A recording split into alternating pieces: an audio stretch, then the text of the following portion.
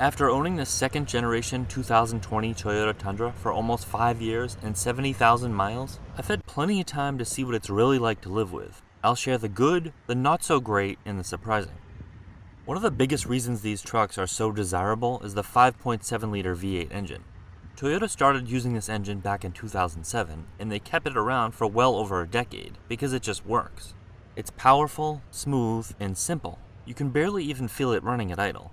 No cylinder deactivation, no annoying auto stop-start. It's a naturally aspirated V8 that delivers reliable and linear performance without all the extra complications. With all the new turbocharged 4-cylinder and 6-cylinder hybrids, it's becoming harder to find a traditional V8 like this. That's part of why so many people still seek these out. It's one of the last of its kind, and it has a reputation for going hundreds of thousands of miles with minimal issues. Plus, it sounds fantastic, which is nice when V8s are becoming more and more rare.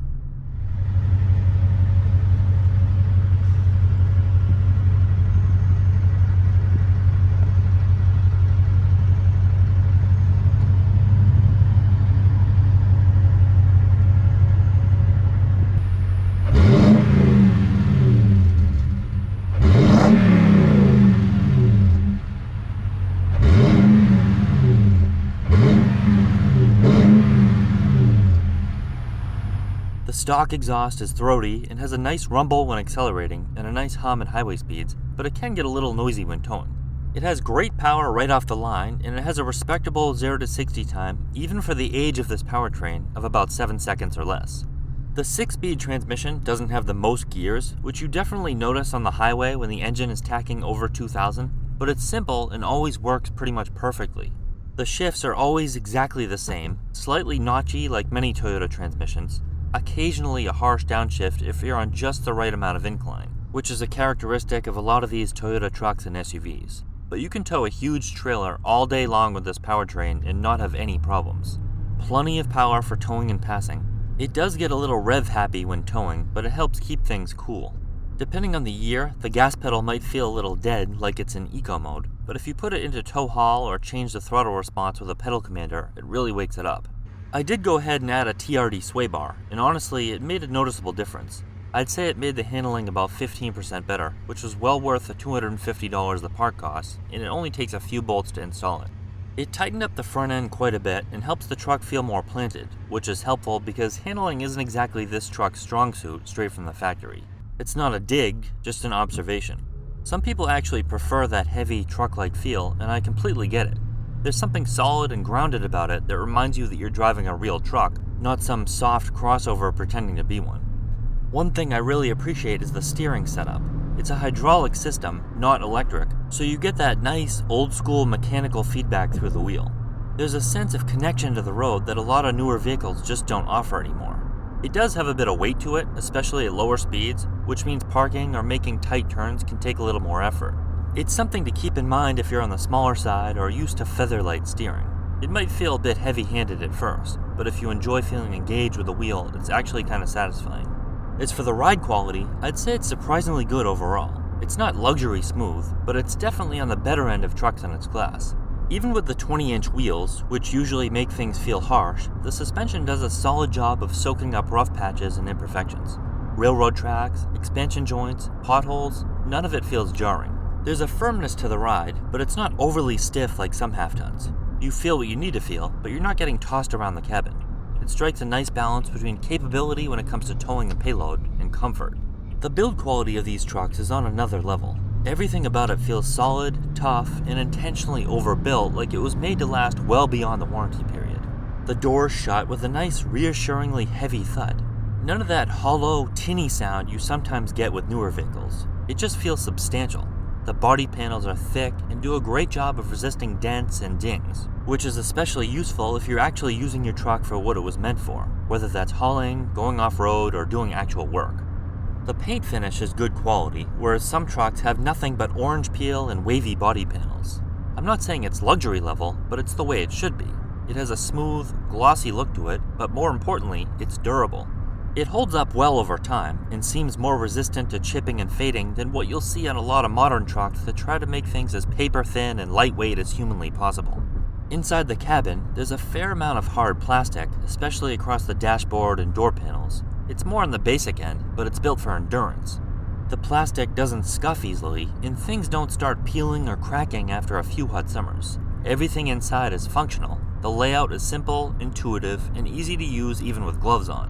What's nice is that even after years of use, all the knobs, buttons, and switches still work the way they're supposed to.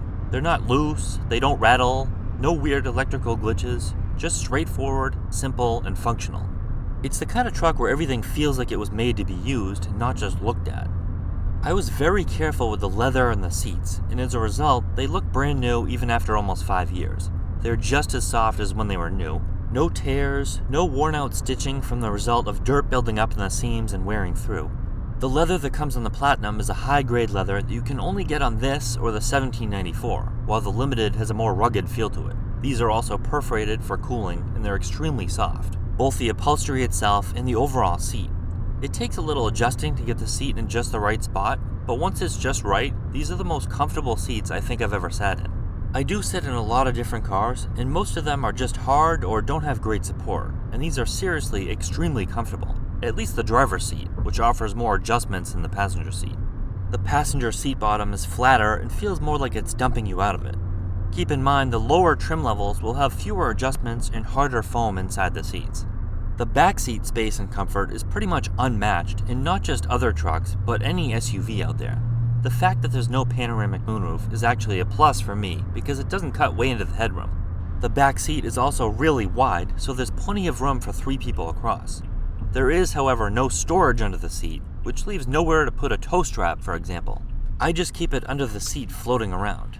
Additionally, the hump in the center is kind of a downside, but it's not a huge deal. There are also no USB plugs, just one of those 12-volt outlets. This truck is an incredibly comfortable road trip vehicle. I've taken it on plenty of long drives, and honestly, it ranks as one of the best vehicles I've used for extended trips when it comes to comfort. The interior is super comfortable. It's relatively quiet too. The ride quality is decent, plus there's tons of space inside, especially if you have a bed cover and can leave your cargo in the bed. I went with a soft cover from Amazon that was affordable but surprisingly durable. It held up really well against rain and wind, keeping my gear dry and protected from the elements. Having that covered cargo space really makes a huge difference on trips when you're hauling luggage, gear, or other bulky stuff. It doesn't have the security you get from a solid cover, but it's also not $1,000 or $1,500. Plus, this truck doesn't have an automatic tailgate lock anyway, so you have to remember to lock it manually with a key every time.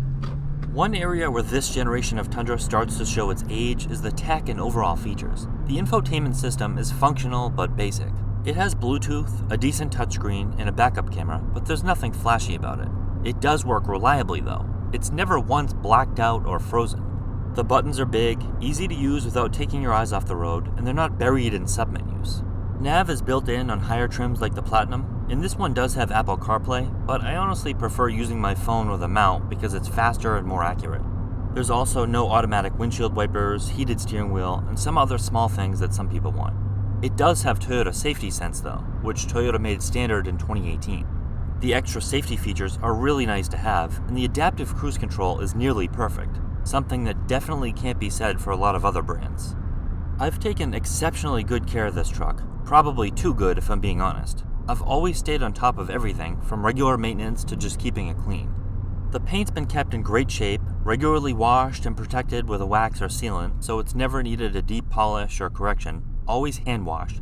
Same goes for the interior. It's always been vacuumed and wiped down, so it's never really gotten to the point where it needed a full-on detail.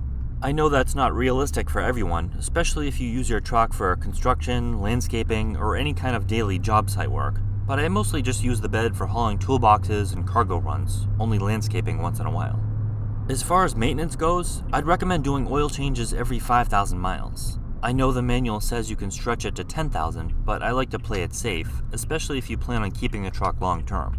It's just cheap insurance. I also change the transfer case and differential fluids every 30,000 miles, front and rear. As far as the transmission, I'd change that fluid every 30 to 60,000 miles, depending on how often you tow and whether most of your miles are highway or city. Heavy towing or stop-and-go driving will wear down that fluid way faster. Toyota removed the transmission cooler when they did some small updates in 2018, and that really helped keep the transmission nice and cool when towing, but if I did a lot of towing, I would consider adding one. Then there's coolant, power steering fluid, and brake fluid. Those I'd say every 5 years or so, just to keep everything fresh and prevent corrosion or issues down the road. Staying ahead on these little things really pays off in the long run. The stock Bridgestones I actually liked, lasted about 40,000 miles, and I got lucky with a perfect alignment. If your alignment is off at all, you're not going to get anywhere near that. Brakes last a really long time. I did have to get the rotors turned when I first bought it because they were warped, I think from sitting too long, but the pads last a really long time. Gas mileage hasn't been too bad for me overall. I mean, I don't expect a full-size truck with a V8 to sip fuel like a hybrid, but it's been right around what I'd consider reasonable for the size and weight of the Tundra. Around town with a lot of stop-and-go traffic, the lowest I'd ever really seen on a full tank has been about 15 to 16 miles per gallon. That's without a lot of idling, just normal driving, stoplights, and short trips. On the other hand, the absolute best I've ever gotten was around 18 to 19 miles per gallon. And that was under ideal conditions. Flat highway, light traffic, cruise control set to around 60, and no extra weight in the bed. When towing around 5,000 pounds, the mileage naturally dips quite a bit. I would get about 10 to 12, closer to 10 driving mostly at highway speeds. On an average tank with a balanced mix of city driving, errands, and some highway driving, I usually get around 17 miles per gallon. That seems pretty good to me for what this truck is. One thing I've really noticed is how much the weather can affect fuel economy. When it's cold out, especially during freezing winter conditions, I wouldn't be surprised if mixed driving dropped closer to 12 miles per gallon. Warmer temps definitely help it run more efficiently and breathe a little easier. These numbers are all expected for a naturally aspirated V8, especially with a 431 rear end designed for power. Compare this to a truck that gets maybe 20 miles per gallon.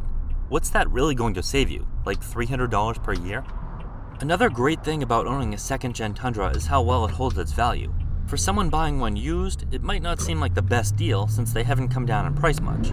But in my case, it's made it pretty inexpensive to own a top-trim truck, which would otherwise be pretty expensive to own. The strong resale helps make the overall cost of ownership much more affordable over time. These trucks tend to sell fast and hold their value really well when kept in good condition, even with higher mileage, because people know they're reliable with a proven V8, extremely durable transmission, and a track record of reaching 200,000 miles or way more without major problems. Plus, Toyota didn't change much over the years, so parts stay easy to find and are reasonably priced, which really only adds to their appeal on the used market. This truck has been pretty much perfect. A couple of small rattles in the interior, but you're pretty much going to get that with any car. It's been excellent to own, and it will probably keep going for a lifetime if the next owner takes as good of care of it as I have.